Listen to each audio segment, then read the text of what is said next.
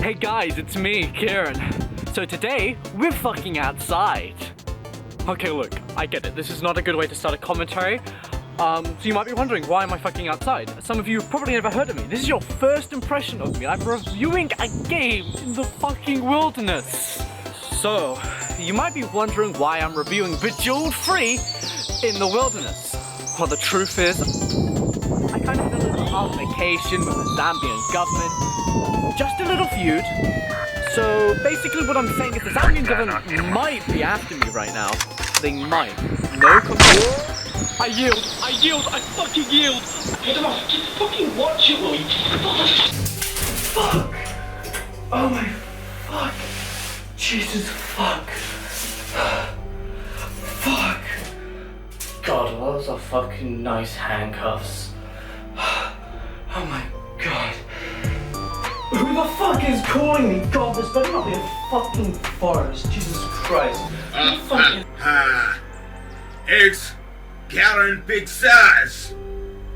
I have found you at last. Who is this? Tell me who the fuck... Did you really think you could run from the Zambian government? Shut up, shut up, shut up! I just want to know where you've taken me. Where is this place? You are currently being held in our detainment chamber, disgusted as a common bathroom. Well, you've done a good job there. You've got me convinced.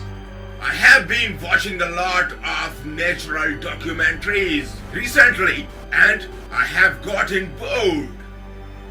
But with your commentary skills, you could make a documentary that interests me. But I make gaming documentaries, not fucking nature documentaries. Look into the bathtub. No, you monster! You're not gonna make me play this. You monster! You're not gonna make me play Spore. Anything but Spore. That's right. A copy of Spore. Why are you doing this? Conventionally, I have also left a computer. Hey, can I opt out for torture instead? Because that'd be fucking better than playing Spore. Our story begins when a meteor strikes the planet Chinus, starting the yet-to-be long evolutionary chain of billions of years. 0 years after the emergence, the Dark Ages. The Alphachin emerges from the meteor, such an elegant cellular creature, with nothing but the mouth to feed itself. The Alphachin, or should it be known by this point, the cellular Chinius, struggles to reach any of its food. The majestic Alphachin spends most of its time scavenging the seafloor for any traces of meat. Of course, when it's not scavenging for food, it will attempt to assert its dominance. But due to its small size, lack of speed and sight, it will usually be eaten in this process. Luckily for our cellular Chinius, it is about to evolve for the very first time. 2.4 billion years after the emergence. The Flagella Development. The Alphachin emerges from its eggy prison to find that it is the first one in its species to evolve a flagella. This of course makes scavenging for food a lot easier. In fact, it's the first time the creature can taste fresh meat. Something happened during the evolution to remove the flight instinct, and now the Alphachin only has one thing in its tiny mind. 3 billion years after the emergence, the Light Ages. The Alphachin has evolved for the second time, this time growing an eyeball. Still though, compared to the other cells, it is weak. It's prey. This messes with the cell psyche. How could I be so weak? I need to become the dominant one! I need to grow stronger! And with those thoughts in its tiny mind, the Alphachin strives to evolve once again. 3.9 billion years after the emergence, the spike evolution. The Alphachin has changed again, replacing its flagella with a superior jet and adding some spikes next to its mouth to act as a mouth guard. But Will these changes prove nearly as effective as they seem? The ambitious Alphachin begins to test the waters a little with these new features, using its spikes to deal hefty damages to its prey, and at some points, even killing predators. It seems for the first time, the Alphachin has good defense. But despite that being said, the creature still feels weak, inferior, and this must change. 4.7 billion years after the emergence, the Electric Revolution. Our creature has already mutated the spikes into an electric bulb, which proves to be way more effective than the spike. Now our cell can kill prey with ease. Hell, it can even kill predators with ease! The Alphachin has now dominated the ocean, proving itself worthy in its own eyes. But no, it's not worthy. It may have conquered the sea, but there's the next frontier! 5.17 billion years after the emergence, the new frontier. So the Alphachin grows some sturdy legs and a tail and decides to walk onto land. It calls for its brethren as it settles a nest. Now, you see, the Alphachin is a very territorial species. They like to have complete control of everything close to them. The Alphachin aren't inherently as violent as you may believe them to be. As you can see, we have a member of the Alphachin species meeting with a member of the Coral-Crite species. At first, the Alphachin analyzes the situation it's in, the nest, and whether if anyone's a threat to it or not. After deducing that there's no threat to its overwhelming dominance, it decides to ally with the creature in order to assert dominance to any foreign species. Having lots of allies close to home makes the Alphachin feel secure and dominant. The Alphachin goes nest to nest, allying with everyone, securing its own territory when, suddenly, something happens. The Alphachin makes its first step towards sentience, and decides to look for its mate so it can pass down those fun genes. It performs a mating ritual called the Funky Wonky, and shortly after they copulate, laying an egg shortly after. 5.25 billion years after the emergence, the Great Migration! The next generation of Alphachin emerges from its egg with many newfound abilities. The ability to charge from its side, strike with its mouth, and spit from its tail. Almost all abilities gained from this generation were purely aggressive and to help the creature assert dominance on stronger species. The Alphachin has also significantly changed its appearance. It's no longer the cute beta-chin it was when it was swimming around in the ocean. From the several spikes emanating from its body, the several bloody cuts, and its terrifying mouth with a set of deadly teeth. And let me tell you, this new appearance isn't just for show. Now let us watch as a wild pack of two Alphachin addresses a threat to their dominance, a nest of Exorites. Now, you see, the Alphachin have actually been very peaceful and friendly with other encountered creatures before. They will let weaker species live as long as they declare the Alphachin as dominant. However, the Exorites have not declared the Alphachin dominant and refuse to change their arrogant minds. The Alphachin maul the creatures, eating their corpses before finishing the job, even killing a recently hatched baby to prove its dominance. Of course, this was just one nest, but over millions of years, the Alphachin would drive the species to complete extinction. Now, the Exorites weren't the only ones who denied the Alphachin their dominance. Meet the Trioxads, a foolish species whose actions have just caused their fates to be. The species commenced forth in a duel. it did not end well for the Trioxads. However, things do not go well for the Alphachin. A conflict happens between them and another species. At first, the Alphachin tried to end the situation peacefully by roaring at the creatures.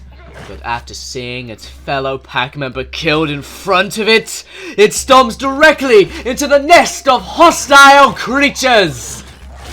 Another life wasted. This is merely a downside of the Alphachin lacking the ability to fight. Many Alphachin lose their lives by trying to fight what they can't beat. Of course, it would be issues like this, and the Alphachin's ambitions to fight stronger creatures that would ultimately kickstart the first Great Migration. Today, we're following a rogue Alphachin and its mother as they are the last ones to migrate. They follow a path, trying to reach their new nest, digging up bones on the way. Eventually, they reach their new home and reunite with the rest of their species. Of course, now that they're settled into their new home, they've got to do one thing: assert dominance.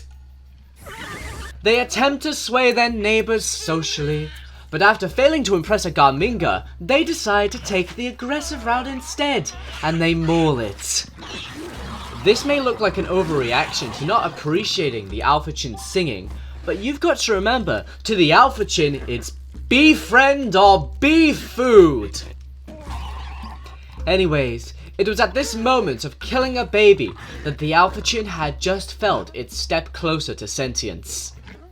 It copulates with its mate once again, hoping to spread its alpha genes. 5.42 billion years after the emerge, the Purge. Many evolutions have occurred since the last era. First of all, its mouth has widened, become longer and sharper. Its tail has gotten longer. Its features have evolved to be better at killing. The Alphachin decide to completely abandon attempting to socialize with weaker life forms, since they can no longer keep up with the social advances of other creatures.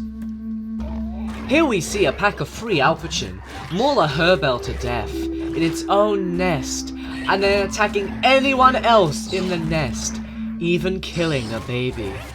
The Alphachin does not feel remorse for the creatures.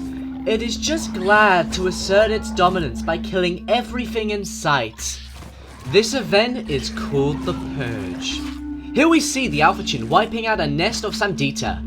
These creatures have not even interacted previously with the Alphachin, but they made the unfortunate mistake of being nested close to the Alphachin. The Alphachin look into the distance as they see an epic tree. Of course, they make the attempt to assert dominance against the epic, as they assert dominance with everything. This would cause the unfortunate death of another Alphachin who has indirectly gotten themselves killed. Meanwhile, the species has been developing battle tactics in order to win. They no longer just believe in sheer confidence to continue being the dominant species. As we can see here, the Alphachin is mimicking a flight response against an angry pair of Anstug. But do not mistake this as an actual flight response. The Alphachin would never do something so cowardly. No, rather instead they're actually luring the creatures into the nest so that they can massively outnumber the creatures and get food for their nest at an instant, feeding their fellow nestmates. Shortly after this massacre, the Alphachin's brain size doubles for some reason. Of course, we know that it's on the path to sentience. The creature copulates with its mate, and the next generation is to be born. 5.59 billion years after the emergence, the second migration! Evolution once again has brought immense change to the Alphachin, growing arms, a longer body, and this time, wings. Perhaps the Alphachin will go and dominate the skies. That is not our concern, however. The great species of Alphachin has once again decided to migrate. For what reason, you may ask? To assert dominance in a new region, of course! The Alphachin have a deep urge to assert dominance. You should probably know this by now. Anyways, with that being said, our migrating creature gets to witness an amazing sight. 2 epic creatures fighting each other. Of course, this would be the perfect opportunity to assert dominance. And that was totally the work of the Alphachin. It had just killed an epic. Now, continuing on with its migration and the other epics still following our migrating creature, the Alphachin reaches its destination, its new home. Now, it's not really home if you don't get to know your neighbors, is it now? So the Alphachin decides to meet up with its new neighbors. And by meet up, I mean completely genocide until the point of extinction. Now that's asserting dominance. On to the next neighbors, the Boromax. They also did not receive a friendly greeting. Surprisingly, the Boromax was spared, since the Alphachin needed to copulate with its partner once again, spreading its alpha genes. 5.83 billion years after the emergence, the Greatest Purge. The Alphachin has evolved again. This time it walks more upright, its wings are sturdier and better, its tail longer, its killing features are refined and better, and most importantly, the majestic chin hair. What would soon follow this evolution would be the Greatest Purge known to the planet Chinnus. The village Runids, gone. The goblins, gone. Sundarians, Arkans, Carmans, Sanisquids, Emissarians, Max-Slashers, Legions, Abrions, Limax-Arians, Clacuries, Tabidians, Barbarians, Valkeglians, Bektots, Sanilans, Garoks, Eye-Masters, Carbaths, all of them gone and more. Wiped out completely! Extinction! Nobody knows why the Alphachins did this. I mean, sure, they love asserting their dominance, but they've gone out of their way to do so in foreign lands. And they only usually do it locally. Something was wrong. Something changed. They were sentient. These weren't natural behaviors. Its ambitions to assert dominance, it had taken control of the Alphachin. They no longer care who they have to walk over. They no longer care who they have to kill. If it means asserting dominance, they will do it. But who are they asserting dominance over? If they're killing everyone, will there be anyone even left to assert dominance over?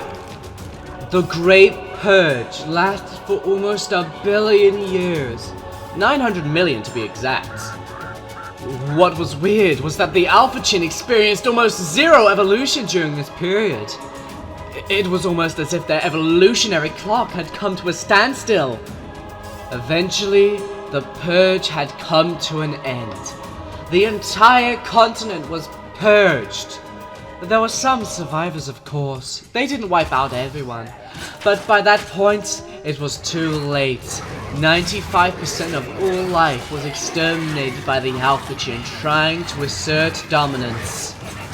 All of this killing, they were grinding for the precious DNA that they would get in their next evolution to create the ultimate alpha life form. Oh boy, I wonder what happens next. Will I escape from the Zambian government? Will I be forced to stop playing this godforsaken game? Find out next time, specifically in 2 weeks from this very day. That's it, mark your clocks, 2 weeks.